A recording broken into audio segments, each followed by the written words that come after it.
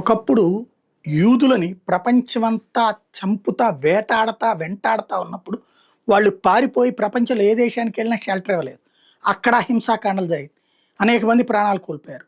వాళ్ళని తప్పించుకుని వచ్చినటువంటి వాళ్ళకి ఆశ్రయం కల్పించింది భారతదేశం. అందరూ ప్రపంచవ్యాప్తంగా ఎక్కడెక్కడికో చెదిరిపోయిన వాళ్ళందరూ నిదానంగా భారతదేశానికి వచ్చి చేరుకుని, ఆ తర్వాత కాలంలో 1948 తర్వాతన యూదులు భూమి కొనుక్కుని, అరబ్ దేశాల దగ్గరనే, ముస్లిం దేశాల దగ్గరనే భూమి కొనుక్కుని కట్టుకున్నదే ఇజ్రాయెల్.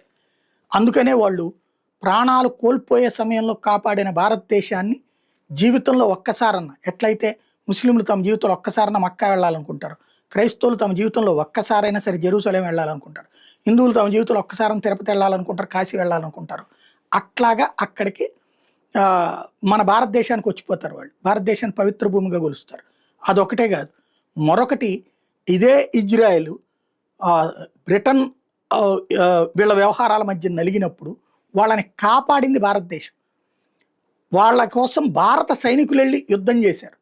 ఆ యుద్ధానికి సంబంధించినటువంటి ఏదైతే అసలు నిజాలని ఇప్పుడు ఇజ్రాయెల్ తమ పాఠ్య పుస్తకాల్లో పెడతానంటుంది. మొదటి ప్రపంచ యుద్ధ సమయంలో హైఫా నగర విముక్తి కోసం తమ ప్రాణాలు అర్పించిన భారతీయ సైనికులకి ఆ నగర మేయర్ డాక్టర్ ఐనత్ కాలిష్ రోటేమ్ నివాళులు అర్పించారు. భారతదేశానికి హైఫా నగరానికి మధ్య ఉన్న సుసంపన్నమైన చరిత్రని ప్రేరణాత్మకమైనటువంటి అదిగా అభివర్ణించారు. హైఫా నగర భవిష్యత్తుకు సంబంధించి తమ వద్ద భారీ ప్రణాళికలు ఉన్నాయని, వాటిలో భారత్కు ముఖ్యమైన భాగస్వామిగా చేయాలనుకుంటున్నామని పేర్కొన్నారు. ఒట్టోమన్ సామ్రాజ్యం నుంచి హైఫా నగరానికి విముక్తి కల్పించింది భారతీయ సేనలు అయితే, చరిత్ర పుస్తకాల్లో మాత్రం ఆ ఘనత బ్రిటిష్ సేనలని ఆపాదించారని, దాన్ని ఇప్పుడు మారుస్తున్నామని ఆయన తెలిపారు. నేను హైఫా నగరంలోనే పుట్టి పెరిగాను, ఈ నగరానికి స్వేచ్ఛనిచ్చింది బ్రిటిషర్లు అంటూ మాకు చెప్తూ వచ్చారు. కానీ ఒట్టోమన్స్ నుంచి ఈ నగరానికి ముక్తి కల్పించింది భారతీయులు, బ్రిటిషర్లు కాదని తెలుసుకున్నట్టు హిస్టారికల్ సొసైటీకి చెందిన వాళ్ళు నాకు చెప్పేదాకా తెలియదు అని ఆయన నిర్వహించారు.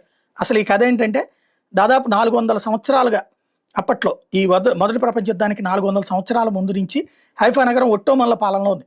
మొదటి ప్రపంచ యుద్ధ సమయంలో 1918లో September 23న British సైన్యంలోని Mysore Lancers, Hyderabad Lancers, Jodhpur Lancers రెజిమెంట్లకు చెందిన 400 మంది అశ్విక దళాలు, అంటే వాళ్ళందరూ భారతీయులు అనమాట, హైఫా నగర విముక్తి కోసం నడుమిగించారు. కత్తులు బల్లాలు ధరించి అత్యంత క్లిష్టమైన పరిస్థితుల్లో కార్మెల్ పర్వతాన్ని అదురించి అక్కడున్న 1500 మందికి పైగా ఒట్టోమన్, టర్కులు, జర్మనీ, ఆస్ట్రియా సేనల మీద విరుచుకుపడ్డారు. మిషన్ గన్ల తోటాలు దూసుకొస్తున్న వెనక్కి తగ్గక శత్రు సైనికులు తరిమి కొట్టారు. ఆ యుద్ధంలో అసమాన ప్రతిభా సాహసాలు చూపించినటువంటి కెప్టెన్ అమన్ సింగ్ బహదూర్, దఫాదర్ జోర్ సింగ్లకి అప్పట్లో ఇండియన్ ఆర్డర్ ఆఫ్ మెరిట్ని ప్రదానం చేశారు. అట్లా captain Anoop Singh, second lieutenant Sagat సింగ్ని మిలిటరీ క్రాస్తో సన్మానించారు. హైఫా వీరుడుగా పేరొందిన మేజర్ దల్పత్ సింగ్ని జోధ్పూర్ లాన్సర్ కమాండర్ కూడా మిలిటరీ క్రాస్ వరించింది. ఆ యుద్ధంలో ఆయన వీరోచితంగా పోరాడి వెన్నులో తోటాలతో నేలకొలిగారు. చరిత్రకారులు యుద్ధాన్ని చరిత్రలోని చివరి అత్యంత గొప్ప అశ్విక దళ యుద్ధంగా అభివర్ణిస్తుంటారు. ఇండియన్ ఆర్మీ ఏటా సెప్టెంబర్ 23వ తేదీని హైఫా దినంగా పాటిస్తుంది. వీళ్ళలో జోధ్పూర్ లాన్సర్స్ రెజిమెంట్ 8 మంది సైనికులు కోల్పోయినప్పటికీ 700 మందిని ఖైదీలుగా పట్టుకున్నటువంటిది ఆ రోజుల్లో. అంటే వాస్తవంగా అక్కడ వాళ్ళు ఎందుకు రాశారు, బ్రిటిష్ వాళ్ళు రక్షించారు దాన్ని. బ్రిటిష్ వాళ్ళ తరపున మనం భారతీయులు వెళ్ళి యుద్ధం చేసాం, బ్రిటిష్ సైన్యంలో ఉన్నాం మనం మొదటి ప్రపంచ యుద్ధం సందర్భానికి. అందుకని రెండవ ప్రపంచ యుద్ధం సందర్భంలో కూడా బ్రిటిష్ వాళ్ళు మనల్ని వాడుకుంటున్నప్పుడు అప్పటికే మనం తిరుగుబాటు చేసి ఉంటున్నాం. కాబట్టి నేతాజీ సుభాష్ చంద్రబోస్ కూడా భారతదేశం మీదకి వస్తున్నటువంటి నేపథ్యంలో ఇక భారతదేశాన్ని వాళ్ళు పరిపాలించడం కష్టమని చెప్పి, మీ దేశానికి మేము స్వాతంత్రం ఇచ్చేస్తాం, రెండో ప్రపంచ యుద్ధంలో మా తరపున యుద్ధం చేసి పెట్టండి అని అడిగారు బ్రిటిష్ వాళ్ళు. అందుకు భారత సైనికులు ఒప్పుకున్నారు, గాంధీ సమక్షంలోనే జరిగినటువంటి. అందుకని దానికి బహుమతిగా రెండో ప్రపంచ యుద్ధంలో బ్రిటిష్ వాళ్ళు గెలిచారు కాబట్టి దానికి బహుమతిగా ఇచ్చిందే స్వతంత్రం, మన సైనిక పోరాటాల ఫలితం నాడు. ఇంకోటి నేతాజీ సుభాష్ చంద్రబోస్ భయం నాడు.